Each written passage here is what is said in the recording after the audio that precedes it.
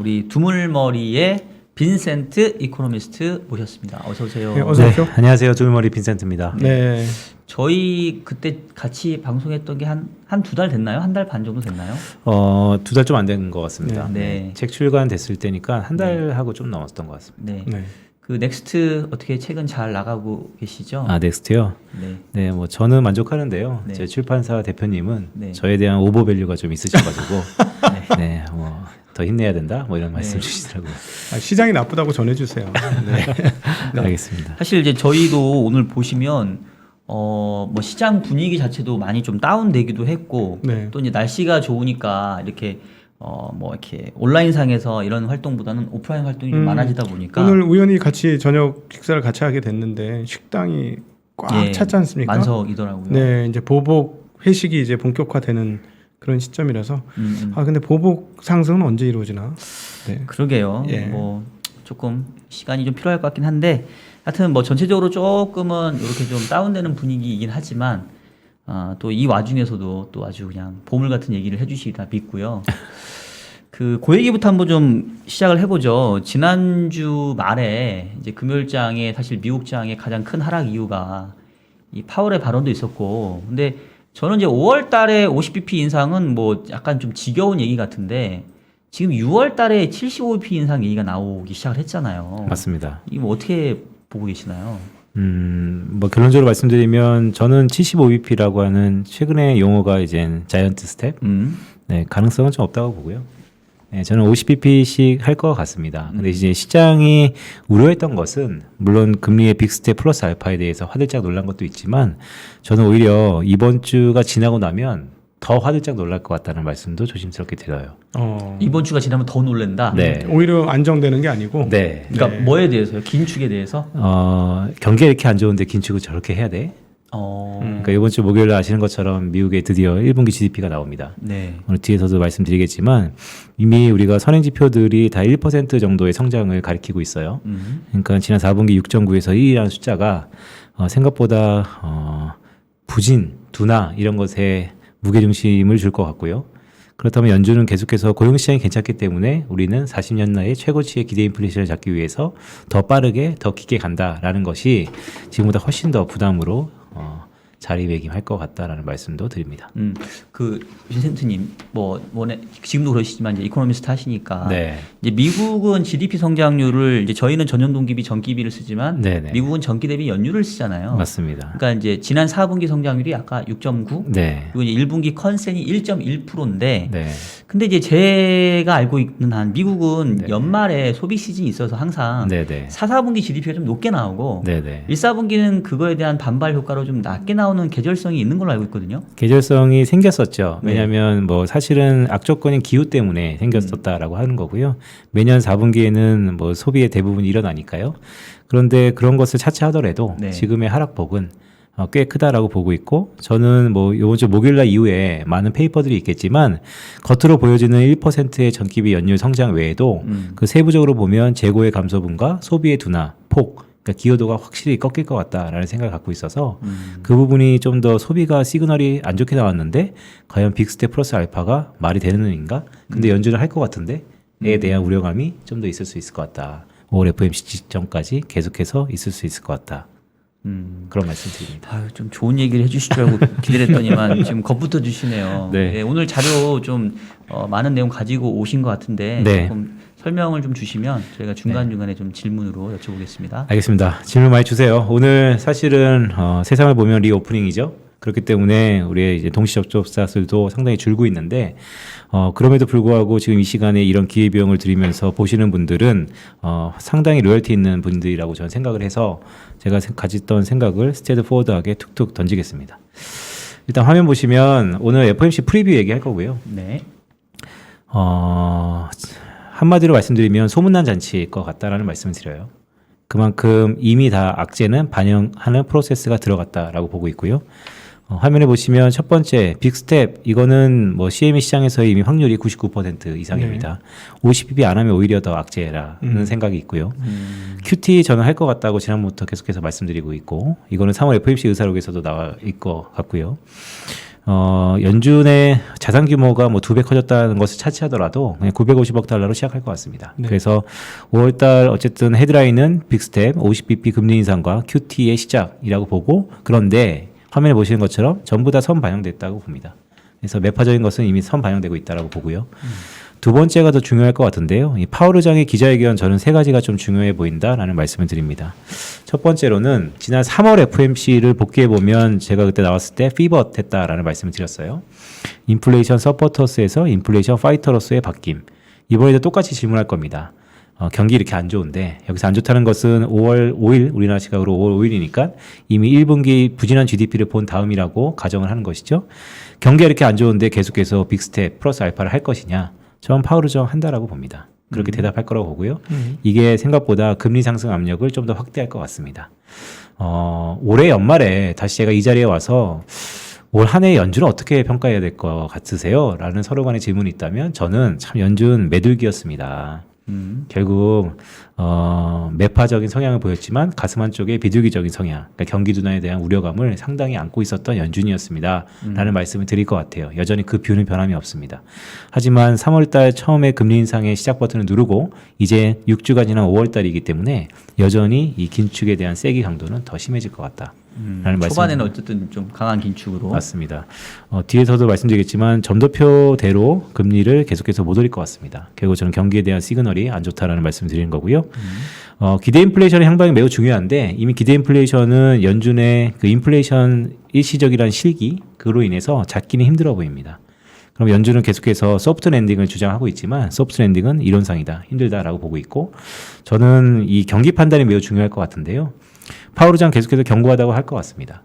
하지만 시장은 지난 3월 FOMC 이후에도 사실 분위기가 왜 좋았냐면 파월 의장의 한마디 때문에 경기 괜찮다. 그런데 이번에는 그 약효가 점씩 떨어지지 않을까라고 보고 있습니다.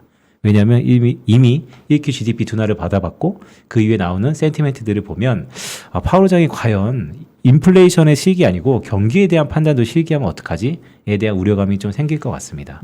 근데 그런 것들도 이미 가격 변수에 지금 반영하고 있기 때문에 우리가 계속해서 이런 부진한 형국을 매를 먼저 맞고 있다라고 보고 있고요. 그래서 고용시장에 대한 해석이 좀 분분할 것 같습니다. 실업률을 고지고대로 봐야 되는 것인가, 아니면 경제활동 참가율이 3분의 1 정도 이탈한 가운데서 실업률을 어떻게 봐야 되는 것인가, 끊임없이 논란이 있을 것 같고요. 세 번째는 이제 우크라이나발 여파인 것이죠. 이거는 주어는 없었지만 결국 물가 상승 압력으로 치부하는 것 같습니다. 하지만 경기 둔화 압력도 제한적이라는 말을 할 거지만 시장은 계속 퀘스천일 거다. 그래서 이런 것들을 쭉 말씀드려 보면 결국 5월 FOMC 상당히 매파적일 건데요. 오히려 시장은 그냥 무차별할 것 같습니다. 특히 안 좋을 것 같지도 않고요. 특히 좋을 것 같지도 않습니다. 이미 지금부터 반영을 하고 있기 때문에. 저는 오히려 5월 FOMC가 소문난 잔치였다면 정말 잔치는 6월 FOMC일 것 같습니다. 6월 FOMC는요. 일명 중구난방이 예상됩니다. 전망이 컨센으로 안 잡히고 좀 이렇게 나뉠 거라는 거죠. 맞습니다. 그러니까 사실 점도표 다플렛을 보면 조만간 다플렛은 없어지는 뒤안길로 가는 거 아닌가라는 생각이 들 정도로 이렇게 산포도가 높은 점도표를 왜 나타내는 거지? 의구심이 들 정도로 불안한 감이 꽤 있었는데요. 저 개인적으로 봤을 땐. 그래도 불구하고 아직까지는 하나의 목소리가 있는 것 같아요. 피벗, 인플레이션을 일단 잡자. 그런데 5월달 FOMC가 끝나고 6주 뒤인 6월 FOMC에서는 과연 경기가 이렇게 삐그덕거리는데 인플레이션을 잡는 게 맞아? 에 대한 일치되지 않는 목소리가 나올 것 같다. 그래서 저는 6월 FOMC 전후가 분수령이라고 말씀드립니다. 그때 우리가 생각하는 것처럼 경기에 대한 우려 때문에 금리 상승 속도도 상당 부분 제한받을 수 있는 멘트들이 나올 것 같다. 그래서 박사님 처음에 말씀 주셨던 것처럼 자이언트 스텝 어떻게 보는가? 저는 가능성 별로 없다. 그래서 빅스텝이라고 말씀드리는 겁니다. 빅스텝도 상당히 연준이 오버하는 거다라는 말씀드리는 겁니다. 여기서 오버는 경기에 대한 저해를 일으킬 수 있다라고 보는 것이죠. 여기서 증권 쪽에 있는 증권쟁이로서 질문 하나 드려야 될 것 같아요. 왜냐하면은 지금 하신 말씀의 톤이 어디서 계속 읽어졌었냐면 채권 분석가들의 발언에서 계속 그런 톤들이 느껴졌거든요. 뭐냐면 지금 연착륙이냐 경착륙이냐에 대한 논란이 핵심이잖아요. 지금 파월은 연착륙 할 수 있다라는 거고, 우리 빈센트님이나 수많은 그 채권 애널리스트들은 아니야, 어려울 거야. 경착륙이 훨씬 더 확률이 높아 이러잖아요. 그러면서 이제 말씀하신 것처럼 고용률을 가지고도 또 얘기가 달라요. 지금 그 블러드는 우리가 조금 더 지나면 3% 이하의 완전 고용률을 보게 될 것이다라고 얘기를 하고요. 그리고 경기 그 임금 올라가는 상황들 봐가지고는 임금이 저렇게까지 세게 오를 수 있을까 할 정도로 깜짝 놀라는 지금 미국 상황이고요. 그러니까 사실은 결국 그 시간이 지나서 그 연준 의장이나 이런 사람들이 얘기하는 것처럼 경기가 실제로 세다면 금리를 어느 수준까지 받아낼 수 있지 않을까 하는 거고, 연준 인사들이 착오를 한 건 사실이죠. 인플레이션을 놓쳤고 지금 뒤늦게 실수를 해서 급하게 허겁지겁 하는 건 사실이지만, 여기서 바보가 아닌 다음에 어떻게 3.5%까지 불러대는 그런 정도의 금리 인상을 얘기한다는 건 내부적으로 계산은 바보가 아닌 다음에, 아니면 사기꾼이거나 바보가 아닌 다음에는 충분히 계산을 하면서 경기는 견딜 것이다라는 내부적인 토론이 끝났으니까 딱 이렇게 얘기하는 게 아닌가 하는 생각은 좀 들거든요. 네. 몇 가지 질문들이 혼재되어 있는데 제가 하나하나 말씀드릴게요. 일단 중립금리 말씀 주셨어요. 3.5%를 과연 부르는 게 어떤 의미가 있는가? 화면 보시는 것처럼 점도표상에서 우리가 롱글러 5년 뒤의 전망치를 우리 흔히 중립금리라고 시장에서 받아들이죠. 그런데 지금 중립금리는 아이러니하게도 지난 2021년 12월보다 현재가 내려가고 있습니다. 네. 저는 이게 더 내려갈 이유도 있다 보입니다. 그렇다면 뭐냐면 말씀 주셨던 것처럼 연준위원회 혹자는 3.5% 이상의 중립금리를 부르는 반면 대다수는 지난번보다 중립금리를 낮췄고 더 낮출 가능성도 있다. 즉 6월 달에 중구난방 가능성이 있다라는 게 첫 번째이고요. 두 번째는 이제 경기 얘기를 해볼까요? 우리가 미국의 고용시장을 보는 이유는 미국 GDP에서 차지하는 소비의 비중, 더 나아가서 소비는 소득의 함수, 소득의 원천인 고용. 그런데 고용시장이 좋고 임금이 오른다 하더라도 소비가 둔화되면 도루묵입니다. 뭔가 링크가 깨진 것이죠. 근데 최근에 나오는 소매 판매 월간 데이터, 또한 1분기 GDP의 소비 둔화를 보면 고용은 늘고 임금이 늘어다 한들 소비와의 링크가 깨진 듯한 모습도 보이고 있습니다. 결국 앞단에서 고용이 좋다라는 것은 우리가 소비가 증가한다라는 것을 바라봐야 되는데, 물론 미시건이랑 컨퍼런스 보드의 소비자 심리지수의 방향성이 좀 엇갈리고 있지만 결국 아래쪽이라는 것이죠. 고용이 이렇게 늘었는데 왜 이렇게 소비를 안 할까요? 그에 대한 수수께끼도 상당 부분 고용이 좋다라고 파월 의장이 강조하는 것 이면에 부진한 것들이 눈에 들어오기 시작하지 않을까라고 보고 있습니다. 그래서 저는 저번에 말씀드렸던 것처럼 경기 침체 올 것 같다라는 말씀을 드립니다. 다만 이번에 좀 짧을 것 같다라는 말씀도 드립니다. 왜냐하면 결국 과거랑 비슷할 것 같습니다. 이번에 긴축은 미완의 완성일 것 같고요. 그렇다면 결국 경기 침체로 인해서 어쩔 수 없이 다시 한번 돈을 풀 것 같다라는 말씀도 드립니다. 아니 그러니까 제가 거기에 대한 좀 의구심을 좀 가지는 부분은 뭐냐면, 우리가 그동안에 계속 지금 빈센트 님이 말씀하신 기조로 해석해 왔고 그게 해석이 맞았거든요. 그런데 그런 해석이 우리가 지난 20년간의 디플레 환경 속에서 익숙해진 해석이 아닐까 하는 고민들이 좀 있는 거예요. 왜냐하면 우리가 지금 정확하게 잘 모르겠는 게 뭐냐면, 이번에 돈을 푼 게 2008년도하고 다르게 민간에다가 재정으로 풀었거든요. 근데 이 돈을 이렇게까지 많이 풀어서, 옛날에 2008년도도 돈 풀었을 때 야 이제 달러가 또 폭락이고 이제 난리 났어 했는데 전혀 디플레가 오면서 인플레이션은 구경조차 할 수 없었어요. 왜냐하면 은행으로만 돈이 갔었으니까. 근데 이번에는 정말로 다르게 시중 민간인들한테 돈이 들어왔지 않습니까? 그러니까 우리가 이 폭에 대해서 과거 20년간은 좀 다른 궤적이 나타날 수도 있지 않은가. 그 부분에 대해서 우리가 너무 그동안의 전통적인 해석 방법으로 해석하는 게 아닌가 하는 고민이 좀 있다는 것이죠. 그러니까 만약에 제 말이 맞다면 연준 인사들이 맞을 수도 있는 것이고, 빈센트님 분석이 맞다면 그냥 기존의 그 흐름들을 똑같이 가는 거예요. 근데 이거를 확신할 수 있을까 하는 고민 좀 있어요. 어느 방향이든 간에. 네, 그 고민 너무 바람직한 고민이고요. 아마 저랑 부장님 아마 중간 쪽에서 수렴하겠죠, 현실은. 그런데 과거의 디플레이션의 환경에서 바라봤던 메커니즘이 지금하고 다른 것은 인플레이션으로 나타나고 있죠. 지난 20년보다 훨씬 더 백워드에서 40년째 최고치가 나타나고 있으니까요. 거기다가 제가 주장하는 것처럼 지금 코로나 이후에, 또한 우크라이나 합발 사태 이후에 오히려 세계화의 종언, 블록화의 재림, 이런 것들은 또 비용 상승의 트리거이니까요. 네. 그런 측면에서 보면 비용이 되게 높아질 것 같습니다. 그런데 이 모든 것들이 다 비용 쪽에서는 상방 압력이 높아지고 있고요. 경기도 따라 올라가야 되는데 따라 올라갈 룸은 민간한테 돈을 뿌렸다는 거 하나예요. 물론 미국에서의 민간은 엄청난 자생력을 갖고 있는 팩터인 것이죠. 하지만 그게 계속해서 지속되고 있느냐에 대해서는 생각을 해볼 필요가 있습니다. 만약에 지속되고 있다라고 한다면 저는 경기 반등에 대해서도 어느 정도 많은 무게중심을 둘 것 같아요. 그런데 그 메커니즘이 끊겼잖아요. 그렇다면 민간에서 자생적으로 돌아야 되는데 우리가 자생적으로 돌 수 있다는 것은 딱 하나의 지표, 고용시장만 보고 있는 겁니다. 저축률은 볼륨은 늘어졌지만 상승률은 둔화되고 있으니까요. 그래서 이것을 민간에서 돈이 많이 풀려서 자생력이 있기 때문에 또한 미국 가계에서 대부분이 또 주가 지수 투자하기 때문에 이거에 부의 효과가 있을 거다. 과연 얼마나 있을까요? 저는 이러한 비용 상승 압박에 6개월, 글쎄요, 7개월 이미 장단기 크로스들이 많은 모형에서 시그널을 주고 있는 거 아닌가? 다 맞을 수는 없겠습니다. 하지만 제 입장에서 보면 그런 시그널이 좀 더 보일 것 같다. 6월 FMC부터. 예, 지금 말씀하시면서 이게 좀 질문이 오갔긴 했는데, 그러니까 사실 이제 매크로 관련돼서 이제 얘기를 하다 보면 이게 이제 약간 두리뭉실하게 들릴 수도 있을 것 같아요. 그래서 죄송하지만 조금 결론을 다시 한번 좀 여쭤보고 부연 설명하는 식이 좀 더 클리어할 것 같은데, 지금 제가 듣기로는 빈센트님의 전망은 결국은 경기가 안 좋아지기 시작을 했는데 현재 연준의 계획대로 금리 인상을 한다면 경기가 더 안 좋아지니까 금리 인상 하려다가 결국은 예상했던 금리 인상 못하고 끝날 거다. 이렇게 저는 이해를 했거든요. 그렇게 이해하는 게 맞습니까?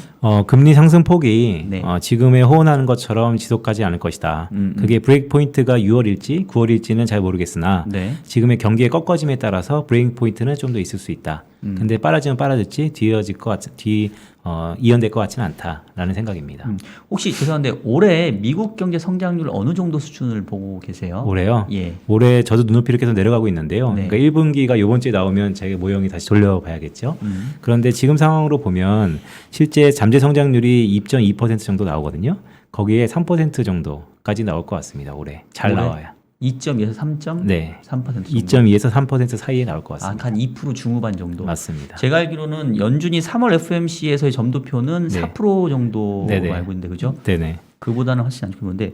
근데 이제 사실 그 얘기 맞아요. 이게 경기가 안 좋아지면 연준도 긴축을 적당한 수에서 멈출 건데, 근데 저는 걱정되는 게 뭐냐면 과거에 이 통화 긴축이 결국은 경기를 망가뜨리고 자산 시장을 망가뜨렸던 이른바 이제 오버킬, 적정 수준 이상으로 갔던 그 이유들이 경기 둔화에도 불구하고 어쩔 수 없이 금리를 올릴 수밖에 없었던 환경일 때 그랬거든요. 네. 그래서 혹시나 요번 사이클에서도 경기만 보면은 금리를 덜 올려야 되는데 네네. 뭐 지금 상황에서 이제 물가가 상당히 당면한 문제니까 네. 물가 때문에 어쩔 수 없이 물가 잡겠다고 네. 경기 무시하고 금리를 계속 올릴 리스크는 그러면 그건 낮게 보시는 건가요?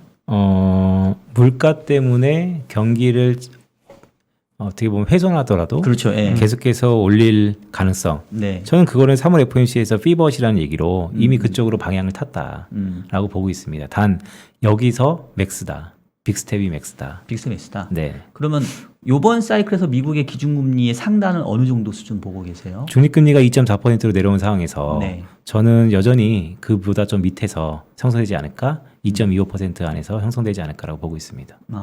근데 그러면 그런 정도의 긴축으로 과연 물가가 잡힐 수 있을까요? 지금. 그러니까 물가는 우리가 기준금리 인상이나 통화 정책으로 잡힐 시기는 지난 것 같아요. 그렇기 때문에 물가가 잡힌다라는 결론을 갖고 보면 경기가 거꾸러지는 것이죠. 그래요. 조금 이게 약간 무한 반복 같은 느낌이 네네. 들어요. 순환 참조 같은 느낌. 네, 맞습니다. 그러면 이제 대충 제가 조금 클리어하게 그 뷰를 여쭤봤으니까 지난주에 저는 조금 의미 있게 봤던 뉴스 중에 하나가 제닛 옐런 현재 재무부 장관께서 네. 어쩌면 미국의 물가가 네. 3월 물가가 고점이었을 수도 있다. 뭐 높은 수준을 유지는 하겠지만 네네네. 뭐 가장 높은 수준을 지나가고 있는 거 아닌가라는 얘기를 좀 하셨던 것 같아요. 네. 조금 저는 의미가 있었지 않나 싶은데 어떻게 그 분석에 대해서 생각하시나요? 네, 그래서 전망치를 갖고 왔습니다. 화면에 보시는 것처럼 3월 달에 8.5% 전년 동월 대비 증가율, 이때 전월비 1.3%, 저는 4월 달에 0.8% 증가하면서 전년 동월 대비 여전히 8.5% 기록할 거라고 봅니다. 그게 피크입니다. 자, 이게 내려가서 어디까지 내려가냐면요. 올해 연말에 4.4%입니다. 그리고 내년 6월 달에 3.0%입니다. 우리가 바라보는 2%보다 여전히 높습니다. 자, 어디를 볼 것이냐. 이제부터 속도를 볼 것이냐, 방향성을 볼 것이냐. 지금은 속도를 계속 보고 있죠. 저는 올해 2분기 이후에는 방향성을 볼 것 같습니다. 속도는 빠를 수 있겠죠. 하지만 내려가는 방향성에 더 이상 아이러니하게도 1년만 지나면 인플레이션에 대해서는 더 이상 논의하지 않을 거다. 높다라고 보고 있고요. 하지만 그 레벨 자체가 높다라는 게 좀 부담입니다. 그러면 잠깐만 설명이 벌써 끝나신 건가요? 왜냐면 그 얘기를 하실 것 같아서 제가 네네. 전망치를 갖고 왔어요. 아. 예, 그리고 옐런 의장이 왜 그렇게 왔는지 보면 네. 사실 평균적으로 미국 물가의 CPI 기준으로요. 평균 전월비 0.2%예요. 네. 0.2%에 도달하면 이게 이제 요 밑에 보이시죠? 내년도 4%에서 3% 밑으로 내려갑니다. 지금 0.3% 준 거거든요. 이게 이 밑으로 내려가면 더 이상 물가 갖고의 논의는 끝났다고 봅니다. 자 우리 감독님 저 네. 전망 동의하십니까? 좀 늦게 떨어질 것 같아요. 저는 물가가 생각보다. 저는 각도기님의 그 어떤 입장을 저도 조금 약간 이해하는 게, 그러니까 아까 계속 각도기님은 기존에 2008년도 금융위기 이후에 2000년대 들어서 인플레이션 사이클이 한 번도 없었잖아요. 네. 계속 물가는 그냥 냅두면 떨어지는 거. 네. 그래서 어쩌면 우리의 관성적인 전망이 지금 당장은 물가가 높지만 시간 지나면 그냥 떨어지게 되어 있어라는 게 조금 네네. 굳어 있는 게 아닌가. 네. 그거에 대해서 좀 불편하시다는 거잖아요. 네네네. 그러니까 우리가 언제든지 시장이 바뀌는 거에 대해서 관성적으로 판단하고 있는 게 아닌가 하는 고민들이 있는 거죠. 왜 그러냐면 아무리 봐도 지금 유가가 지금 떨어진다고 해도 쉽게 $80 이하로 떨어질 것 같지는 않고. 그다음에 이제 제일 큰 문제는 중국이 일종의 락다운 비슷한 상황들이 가니까 중국 쪽에서 언제 어떻게 공방 충격이 있을지도 모르겠고, 우크라이나 전쟁 사태가 아직까지 끝나지 않았으니 농수산물의 그 가격이 좀 안정되더라도 전년 대비 고공행진은 그대로 유지가 될 것이고, 그다음 러시아도 어쨌든 발을 빼더라도 그렇다고 떨어지긴 떨어질지라도 가스값이 전년 대비로 크게 떨어질 것 같지는 않고 전년 대비로는 아마 올라 있을 것이고, 이런 것들을 다 감안해 보면 자네는 옐런도 얘기를 했습니다만 지금이 고점일 수 있지만 급하게 떨어질 거라고는 잘 보지는 못하겠다. 그냥 상당 수준에서 좀 유지될 가능성이 있다는 톤으로 다 얘기를 했잖아요. 그렇게 되면 결국은 이번에 파월 의장이 제가 이제 연준 인사들을 계속해서 관찰을 해보니까 블러드가 선빵 날리고 뒤에 비둘기들이 강세로 같이 동참하면서 시장을 흔들어요. 그러면서 나중에 나오는 얘기는 뭐냐면 시장과 충분히 커뮤니케이션 됐다. 이런 얘기를 지금 반복적으로 몇 번씩 하고 있거든요. 죄송하지만 우리 생각을 조금 짧게 얘기하고 네, 수스를 빨리 하시죠. 네. 그래서 예. 그러니까 연준이 생각하는 인플레이션 생각보다 굉장히 센 거고 지금. 그래서 금리 펀치도 생각보다 두세 번 이상 세게 이상 나올 걸로 추정이 되어지고. 네. 그런데 우리가 그동안에 생각했던 것처럼 경기가 그렇게 허약하면 이런 정도의 펀치를 날려가지고 다 죽는데 다 죽는 걸 뻔히 알면서 그동안 지난 1기, 2기 때의 파월 의장의 태도를 보건데 시장이 그렇게 작살이 날 때 그 사람은 그렇게 매파적일 수가 없었던 사람이잖아요. 한 번도 그런 적이 없었던 사람인데 뭘 믿고 저럴까라는 거죠. 제 입장에서. 그러니까 인플레이션도 꽤 되고 경기에 대한 자신감이 틀리든 맞든 지금 있는 거는 그렇게 받아들여야 되는 거 아닌가. 그러니까 이제 약간 이제 샤워실의 바보라는 얘기가 많이 나오는 것이죠. 그러니까 어떠한 중도를 찾기 위해서 한쪽으로 치우치는 발언들과 치우치는 행동들에 따라서 가격 변수들이 바뀌는 것인데 그 변동성은 우리에게는 상당히 아픔을 주는 것이죠. 물가 얘기 좀 할까요? 여기 보시면 제가 최대한 이제 브로드하게 말씀을 좀 드리겠습니다. 2020년 3월 달에 팬데믹 이후에 화면 보시는 것처럼 이렇게 물가가 올랐는데요. 이렇게 물가가 올랐을 때 첫 번째는 경기가 좋았고요. 두 번째는 유동성이 풀렸고요. 세 번째는 원자재 가격이 올랐습니다. 자, 지금부터는요. 경기는 안 좋고요. 유동성은 줄었고요. 원자재 가격은 그대로 지속될 것 같습니다. 그러면 세 가지 팩터 중에 두 가지는 소멸되고 하나는 남아있다라는 것이고요. 저는 오히려 이 하반기 전망이 요즘에 약간 다시 한번 오를 수 있는 전망이 조금씩 나타날 수 있어요. 왜냐하면 결국 말씀 주셨던 것처럼 이 유가가 하반 경직성을 갖고 상당 부분 높은 수준에서 횡보하거나 아니면 오히려 이 신냉전 시대의 결과물로서 또다시 유가가 다시 오른다면 그러면 오히려 이 하반기가 더 오를 수 있다라는 전망도 갖고 있습니다. 시나리오 두 번째로. 그런데 그럼에도 불구하고 내년 연초에 있을 리세션이 다 내려갈 거다라고 메인 시나리오를 갖고 있습니다. 그러니까 어떻게 보면은 지금 빈센트 김은 이렇게 약간 영화의 결말을 이제 본 것처럼 말씀을 좀 주시는 것 같아요. 근데 우리는 이제 그 과정에 있으니까 네네. 그런 것 같은데 가지고 오신 장표 중에 네. 경기 쪽 얘기하시면서 또 이 장단기 금리 차 역전에 대한 내용도 좀 있는 것 같아요. 네. 그러니까 좀 경기에 대한 전망을 조금 더 이렇게 디테일하게 설명을 해주시면 좀 좋을 것 같아요. 네. 당장 내일 모레 그러니까 3일 뒤죠. 네, 목요일 날 우리가 받아볼 지표입니다. 화면에 보시는 것처럼 미국의 GDP 그로스 성장률입니다. 여기까지 지금 발표돼 있고요. 6.9%. 이 빗금은 이제 이렇게 나올 거다라고 제가 보는 겁니다. 그런데 이미 미국에서 아틀란타의 지역 연준에서 일간의 컨센서스를 갖고 데일리와 인덱스화한 GDP 그로스가 파란색입니다. 하락을 암시하고 있습니다. 그렇기 때문에 시장 컨센서스도 1% 남짓한 수준을 보고 있고요. 자, 이렇게 경기가 이제 내려가기 시작한다는 것이죠. 매크로 데이터가 레그가 있어서 후행하기 때문에 착시 형상도 분명히 있습니다.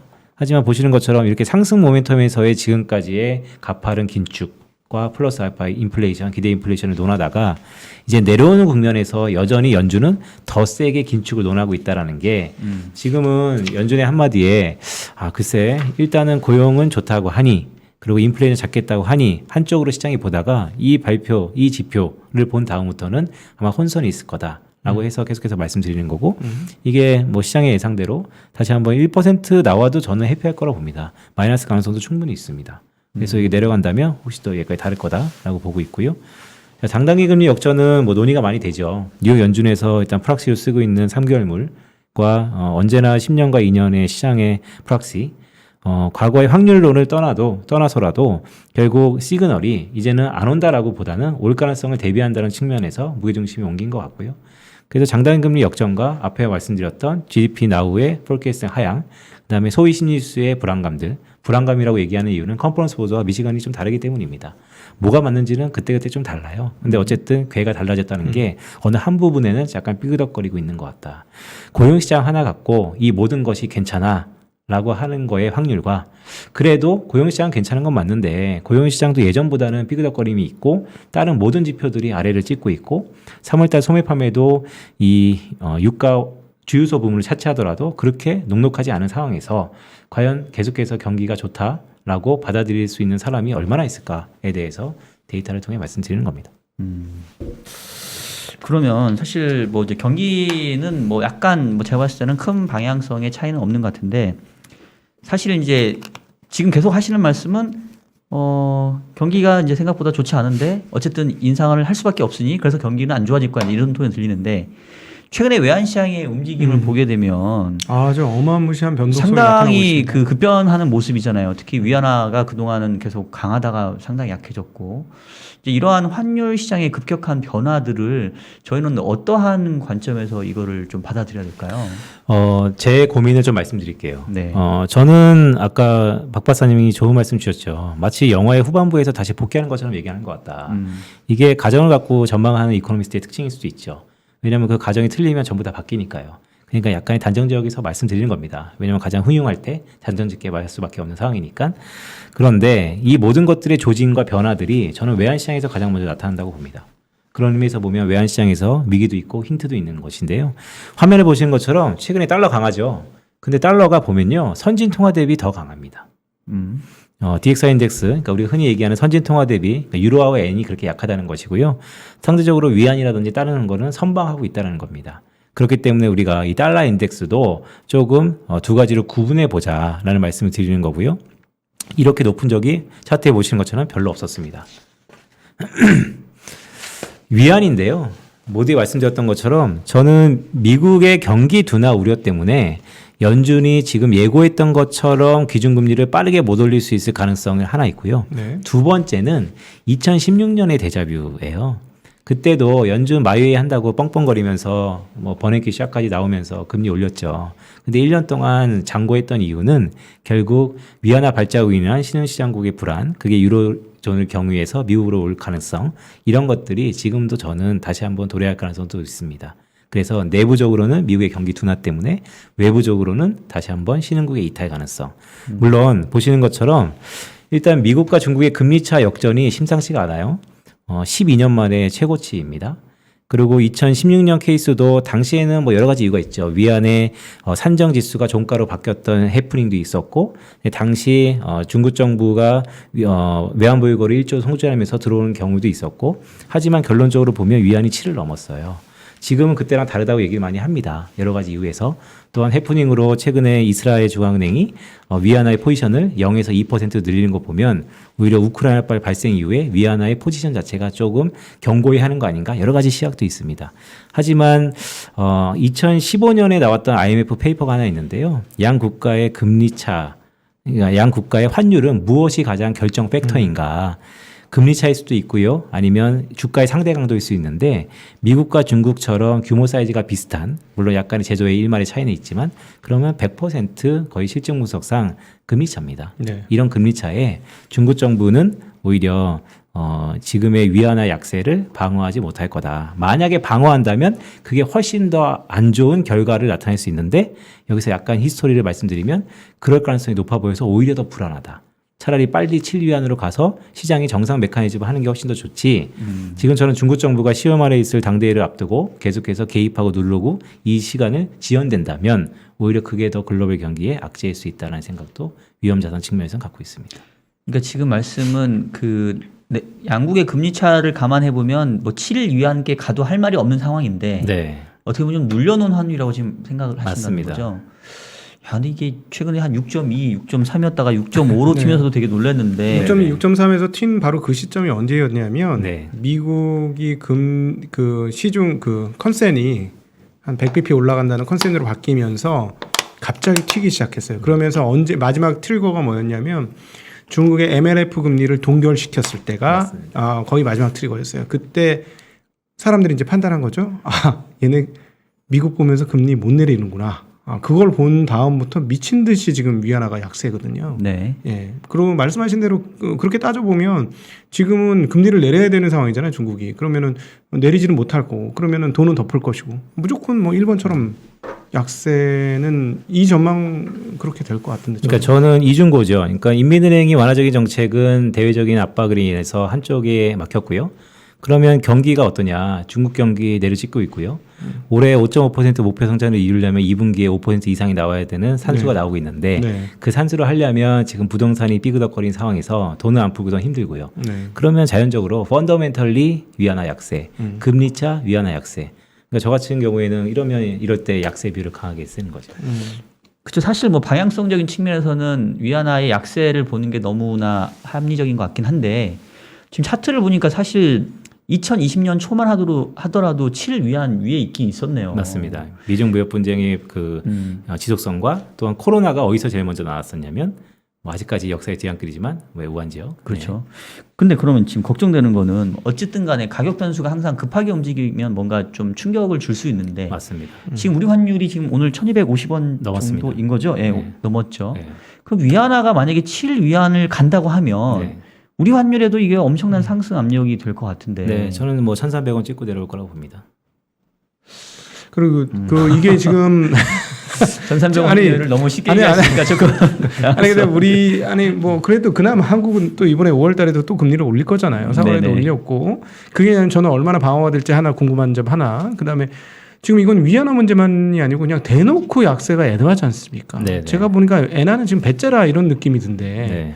이거 엔화 위안화 이 동북아 3국 을 같이 엮어서 어떻게 보시는지 좀 궁금합니다. 일단은 엔화 약세가 일본 경제한테 어떤 영향을 미치는 기를 복귀해야 될 것 같아요. 이거 보시면 엔저가 과연 일본 경제에 좋냐를 수출단에서 우리 제이커브 효과라고 분명하죠. 가격단에서 물량을 들어 올린다.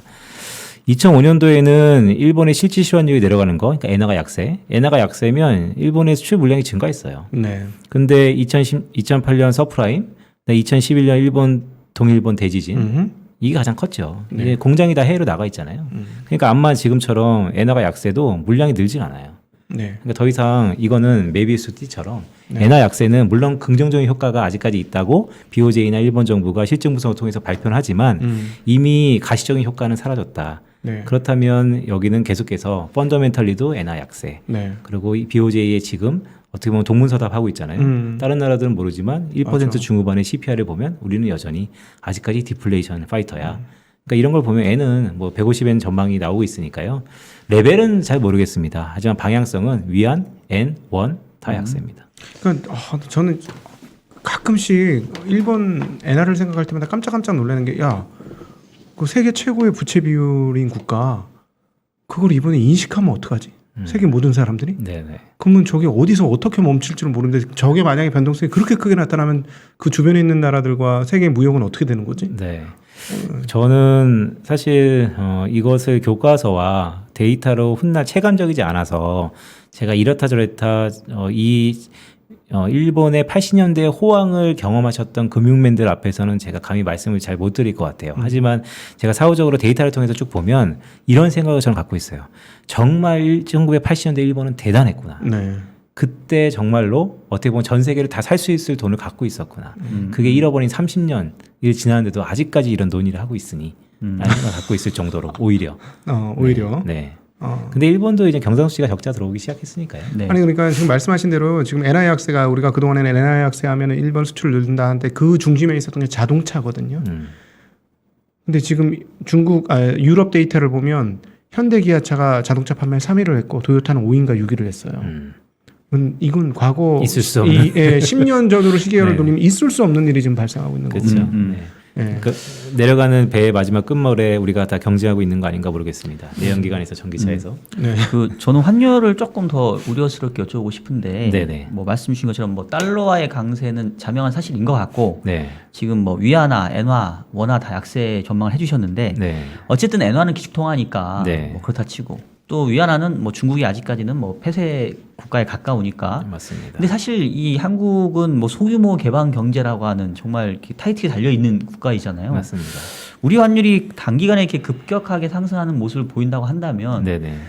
뭐 제가 봤을 때는 뭐 당연히 경기에도 좋을 일 없을 것 같고 채권 자산 시장도 시장에도 좋을 상당한 것 좀 없죠. 충격이 있을 것 같은데 맞습니다. 그 충격까지도 보시는 건가요? 그렇죠. 충격 충분히 안 온다라고 생각할 수는 없고요. 네. 환율이 이렇게 튀는데요. 다만 이제 한국은행이 여러 가지 조치를 하겠죠. 금리를 얼마나 따라올지 모르겠습니다. 총재가 없는데도 금리를 올리는 한국 아닙니까? 엄청난 일입니다. 사실 마치 빅스텝을 예고한 듯한. 그리고 빅스텝이 2번 있었을 때 한국은행은 몇 번 금리를 올릴 수 있을까? 과연 가계부채인 뇌관을 건드리면서까지도 새로운 정부는 그걸 단행할까? 물론 그럴 수 있죠. 그래서 환율을 잡을 수 있을 겁니다. 하지만 그럴 확률보다는 순리에 따른 전망을 먼저 해보는 게 낫지 않을까라고 말씀드립니다.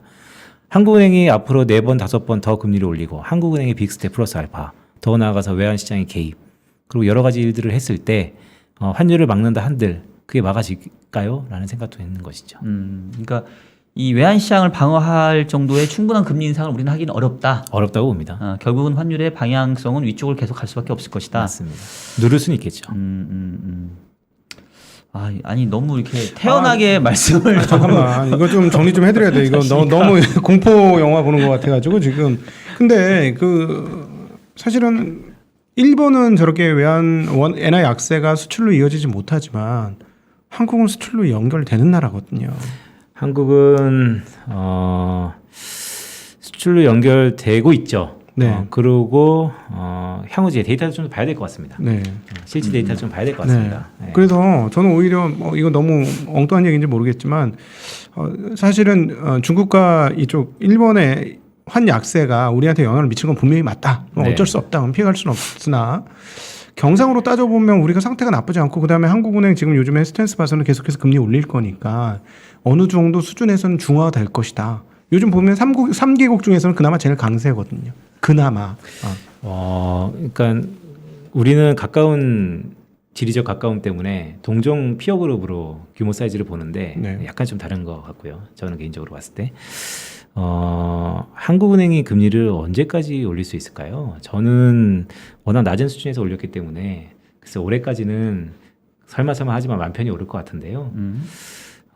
쉽지 않아 보입니다. 한국은행 역시도 내년. 그러니까 결국은 지금 빈센트님의 그 일관된 얘기는 금리를 올리고자 하나 올릴 필요성도 있으나 경기가 결국 못 받쳐주니까 못 올릴 거다 이제 그 얘기로 저는 계속 들리거든요. 맞습니다. 네. 자 그러면 그 지난주에 또 약간 이슈가 됐던 게 IMF가 세계 경제 전망치를 하향 조정하면서 한국의 성장률 전망치를 3.0에서 2.5 정도로 낮춘 것으로 기록을 하거든요. 맞습니다.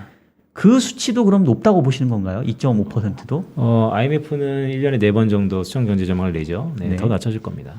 더 하향 조정. 네. 그다음 우리 성장률이. 네. 근데 이제 금융시장은 반응하는 거는 사실 IMF나 이런 국제 기구들의 경제 전망치를 참고하는 이유는 큰 분수령 턴어라운드 있을 때 주가 지수가 크게 오르는 경향이 있습니다. 내리다가 올라가는 그 수능, 그걸 우리가 분수령이라고 하는 거죠. 네. 그게 아직은 멀었다고 봅니다.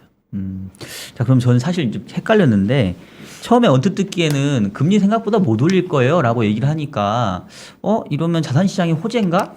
약간 그렇게 받아들였거든요. 근데 지금 말씀하시는 내용을 쭉 듣다 보니까 결과적으로 경기가 그만큼 안 좋을 거니까 금리를 못 올릴 거라는 말씀을 주시는 거거든요. 맞습니다. 그럼 결국은 그 얘기는 성장에 생각보다 훨씬 저하가 있을 거고 네. 자산시장도 그 과정에서 환율까지 급등한다고 한다면은 이건 뭐 되게 좀 패닉성 장세가 네네. 벌어질 수도 있는 네네. 그런 우려가 있는데 그렇게까지도 지금 네, 저는 경기 주의를 침체, 주시는 건가요? 네, 경기 침체라는 것에 모든 것이 담보된다고 보고요. 단 네. 계속해서 짧다라는 말씀을 드리는 건 지금 우리가 이런 불안감을 안고서라도 중앙은행들이 빨리 금리를 올려서 이게 버퍼가 될 것 같습니다.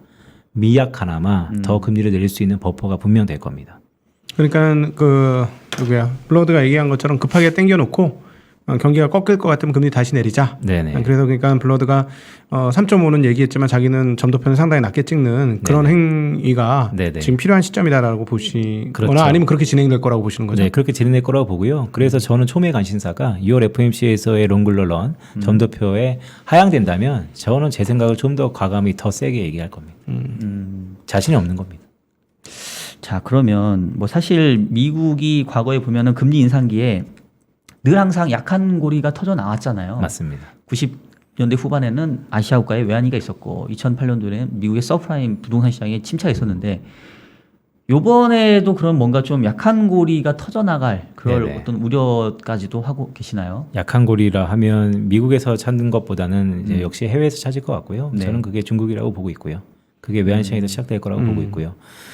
사실 중국의 입장에서 보면 경기 둔화를 막기 위해서 완화적인 정책을 펴야 되는데 네. 이러지도 저러지 못하는 상황. 우리는 그런 상황을 결국 위기라고 얘기를 하는 것이거든요. 네. 그 다른 국가들하고 좀 비교해 놓은 장표가 아까 제가 언뜻 네. 본 것 같은데 네. 이거는 이제 왜 갖고 왔냐면 계속해서 안 좋은 것만 얘기하느냐. 그래서 저는 안 좋은 것만 말씀드리는 건데요. 안 좋은 거를 좀 골라 보시죠. 안 좋은 거를 고르는 것도 좀 중요합니다라는 말씀 취지에서 하나 마련해 봤습니다. 좀 복잡한데요. 많은 데이터들을 좀 갖다 썼습니다. 에너지 순수출이라는 건 뭐냐면 그만큼 의존도가 많다는 것이죠. 수입을 많이 한다는 거고 곡물은 우크라이나발 때문에 곡물도 많이 넣고요.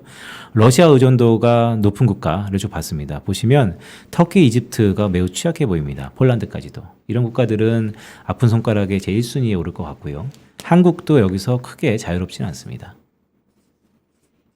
아까 중국을 조금 제일 취약하게 보셨는데 중국은 뭐 여기는 상대적으로 없네요. 네, 별로. 가운데 정도 있는데 그렇게 네. 크게 말씀하신 세 가지 요인으로 봤을 때는 중국이 그렇게 큰 문제는 안 돼 보이지 않나요? 네, 지금처럼 얘기해서 그러니까 에너지 가격이라든지 원자재 가격으로 우려 섞인 국가들이고요. 중국은 중국만의 또 이제 내수시장에 대한 삐걱거림과 또 외환시장의 이탈을 갖고 그것을 다시 믹스하면 또 다른 결과가 나오겠죠.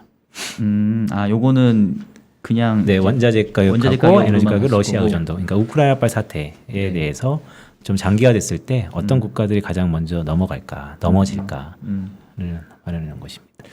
아니 우리 빈센트님 그 스타트업 가신 이후로 조금 전망이 과격해진 거 아니십니까? 네, 전망이 언젠간 제가 네. 매둘기라는 말씀을 다시 한번 드립니다. 저는 올해 12월 달에 올 한 해 연준을 참 놓고 봤을 때 정말 매둘기였다라는 얘기를 하고 싶습니다. 또 그런 전망을 갖고 있고요. 그런데 연준이 저보다 훨씬 더 많은 셈법칙으로 인해서 지금 얘기하는 것처럼 기대 인플레이션 장기가 오르기 시작했어요. 단기가 아니고 장기가. 예, 장기는 못 잡습니다. 한번 오르면. 예, 그래서 지금 뭐 자이언트 스택까지 나오는 그 내막에는 다 그런 게 있지 않을까? 아니, 그 하나 더 질문 드릴게요. 연준이 네. 디플레이션보다는 인플레를 선호한다면요. 네. 그럼 어떨까요? 선호할 이유가 우리 흔히 뭐 부채에서 찾을 수도 있고 아니면 여러 가지 또 할 수 없으니까 인플레이션에 또 해서 그러니까 손 안 대고 코 풀자는 것이죠. 네. 하지만 연준은 항상 저는 듀얼 먼데이트라는 거 경기를 끝없이 지금같이 미국 상황이 지금 참 안 좋거든요. 내일 모레 여당이 바뀔 것 같습니다. 11월 달에. 미국이 네, 네. 중간선거 네, 중간선거에. 네. 네. 뭐 독립성이 다 있겠지만 어떤 정책을 경기를 훼손할 정책을 필 수 있죠. 그런데 지금 시기에 과연 저는 어렵다고 봅니다. 이건 독립성과 달리요. 이거는 생활 물가 경기니까요. 그래서 경기를 무조건 감안하면서 좌우 깜빡이 킬 거다. 그래서 지금은 공교롭게도 1분기 GDP를 안 보는 지난주에 75bp 자이언스텍까지만 나오고 있는데 이번 주 목요일 날 1분기 GDP 둔화를 보고는 분위기가 좀 달라질 건데 5월 FOMC까지는 워낙 높은 인플레이션 때문에 지나갈 거고 5월 FOMC 이후에 나오는 미국의 물가 지표를 보면 피크 가능성에 대해서 다시 한번 논의가 붙겠지만 저희 전망대로 내려온다면 6월부터는 이제 또 중구난방, 그때가 분수령 이렇게 계속 보고 있는 거죠. 지금 뭐 차분하게 뭐 얘기를 해주셔가지고 사실 얼굴만 보면 너무 온화한데 전망이 좀 과격해가지고 제가 좀 그런데요. 뭐 항상 이제 이런 또 어떻게 보면 이제 우리 이코노미스트는 또 이런 그 어떻게 보면 워닝을 해주는 역할을 해주시니까 그러면 지금 우리 빈센트님 전망하라고 한다면 뭐 나름대로 우리가 조금 대응할 수 있는 방법, 네. 뭐 내지는 자산 배분, 네네. 뭐 전략, 뭐 이런 네네. 것들도 좀 얘기를 네. 해주실 수 있을까요? 일단은 제목에 보시는 것처럼 공교롭게 이 페이지인데요. 취약거리 찾기. 그러니까 안 좋아지는 거를 옥석거리기를 이때 해야 될 것 같고요. 올해 굳이 투자를 하자라고 시계를 좁혀본다면 올해 무조건 연말까지 가져가면 안 된다. 연말까지 가져가면 안 된다. 무조건 가을에 익절해야 된다. 가을에 익절하기 위해서는 행위를 해야 될 텐데 그게 연초에 했건 지금 했건 빠를수록 좋다. 그 하단을 맞출 저는 능력은 없습니다. 하지만 익절을 연말이 아닌 가을에 하자라는 말씀드리는 것이죠. 그만큼 연말에는 경기 침체가 달아오고 있다. 그럼 오히려 이제 연말 쪽이 좀 더 그 약간 부정적인 전망이신 건데 네, 연말 연초입니다. 가을에 익절을 할 기회는 있나요? 그래서 지금 저는- 전망이시면 가을에 네네. 익절할 기회도 없을 것 같은데. 네, 그래서 저는 연초부터 네. 봄에 지금처럼 계속 이렇게 두드려 맞을 때 흔히 우리 용어로 초씩 조금씩 담아가는 게 훨씬 낫다라는 말씀 드리는 것이죠. 그러면 아직도 지금 그러니까 뭐 5월에 50bp 네. 빅스텝, 뭐 6월에 자이언트 스텝까지 얘기될 정도의 상황이다 하더라도 네네. 그렇게 말씀하시는 거는 결국은 지금은 사야 되는 저가 매수의 영역으로 보시는 거네요. 가을을 약간 짧게 배트를 잡고. 네, 그러니까 올해는 투자의 시기를 되게 짧게 잡고 네. 다만 이제 사는 타이밍이 되게 중요할 것 같은데 익절의 정도를 정의하니까요. 제가 기본적으로 갖고 있는 투자의 시계상 익절을 10월 말에 하자라고 딱 못 받아두고 있기 때문에 그러면 지금 시점에서 평균 단가를 낮추는 그런 매매 포인트가 매우 유효하다고 봅니다. 근데 그럼 사실 저는 조금 약간 좀 와닿진 않는 게 네네. 지금 되게 부정적인 전망들을 해주셨어요. 네네. 그리고 연말이나 내년도에 대한 뷰 자체도 상당히 좀 부정적으로 좀 쏠려갈 가능성이 큰데 네네. 과연 가을에 저희가 한번 익절을 바라볼 수 있을 그런 상승 모멘텀이나 재료가 과연 있을까요? 네, 지금 많은 것들이 선반영되고 있기 때문입니다.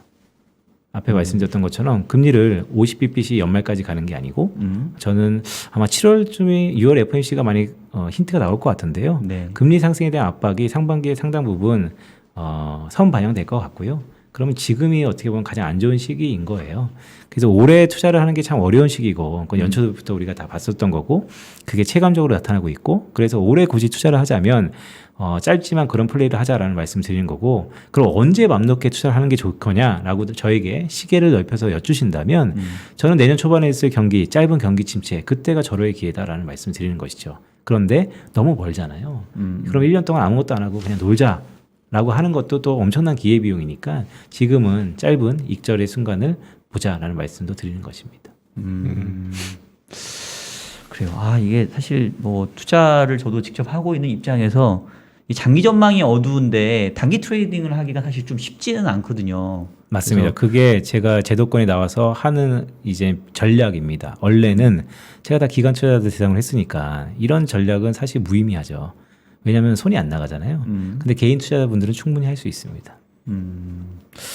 마지막이 아마 질문이 될 것 같긴 한데 사실 이제 질문해주신 부분을 덤덤하게 얘기해주시긴 했지만 네. 뭐 이제 항상 예상이라는 거는 뭐 맞습니다. 늘 항상 이제 또 변수에 따라 달라질 수 있으니까 네.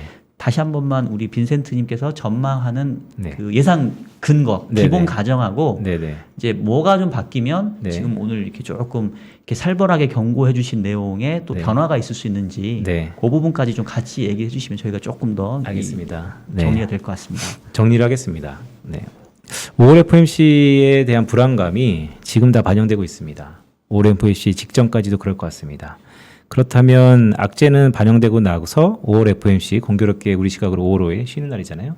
그럼 그 이후에는 회피할 거냐? 그것도 아직은 담보하기 힘듭니다. 왜냐하면 이러한 불안감은 6월 FOMC에 좀 더 커질 것 같아서. 자, 경기에 대한 문제가 항상 있을 것 같습니다. 장단기 금리 역전 아니면 이번 주에 발표되는 1분기 GDP의 둔화 그 세부 항목 중에서 소비 기여도를 한번 보시죠.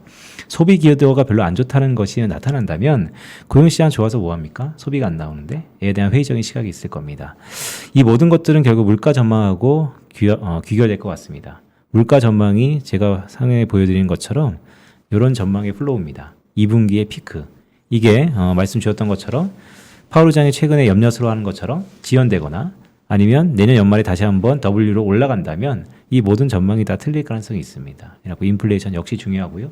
근데 저는 전월비 0.8에서 0.3으로 내려오는 그 시계를 갖고 전망을 해보니 2분기 피크 올해 연말 4.4% 이런 숫자가 맞다면 저희 전망대로 아마 짧은 시기에 가을의 익절 그다음에 내년 초반에 짧은 리세션 그때가 어떻게 보면 용기를 낼 수 있는 구간 이렇게 보고 있는 것입니다. 그러니까 이게 참 이제 미래를 답을 보고 오신 것처럼 와서 이렇게 말씀을 주시니까 이거는 왜냐하면 제 전망 갖고 모형을 추한 다음에 해석을 하는 거니까요. 네. 그러니까 여기서 이제 저의 챌린지는 있는 거죠. 그 전망이 맞는 것이냐. 그럼 이제 4월달 8.5% 나오면 그때 가서 맞았는데요라고 하는 거고 아니면 제 전망을 수정하는 것이죠. 혹시 각부인님 뭐 추가 질문 아니요, 있으신가요? 아닙니다. 네. 네, 알겠습니다. 오늘 뭐 사실 근데 이 정확하게 그 예상하고 가정을 얘기해 주셨으니까 뭐 저희 판단은 저희 또 투자자들의 몫이니까요. 네. 어쨌든 간에 이렇게 클리어하게 자기 주장을 명확하게 해주시는 거는 저는 대단히 중요한 것 같습니다. 고맙습니다. 오늘도 또 이렇게 어려운 발걸음 해주셔서 너무 감사드리고요. 저희가 전망해 주신 것들 조금 중간중간에 점검하는 시간도 좀 좋을 것 같아요. 네. 그래서 이제 5월 FOMC 지나고 6월 FOMC 뭐 고개 정도에서 한번 다시 모셔서 네. 알겠습니다. 오늘 말씀 주신 전망이 또 계속 뭔가 유지되는지 알겠습니다. 한번 또 중간 점검하는 시간도 가졌으면 좋겠습니다. 그때 위안화가 그 전에 만약에 7일 찍는다면 네. 모든 스케줄을 뒤로 하고 나오겠습니다. 아유, 알겠습니다. 네, 그때도 두 분 나오시죠. 그렇죠. 월요일은 예, 예. 월요일날 나오시면 월요일날 나오시면 됩니다. 예, 월요일 오늘 저희가- 같은 날이 좋으신가 보네요. 네. 네. 예. 알겠습니다. 저희 빈센트님을 빨리 뵈려면 위안화가 7위안을 가야 되는데 이게 썩 좋은 소식은 아니어가지고 그렇죠. 이거를 참 그러네요. 하여튼 예, 지금까지 우리 두물머리의 빈센트 이코노미스트였습니다. 고맙습니다. 고맙습니다. 고맙습니다.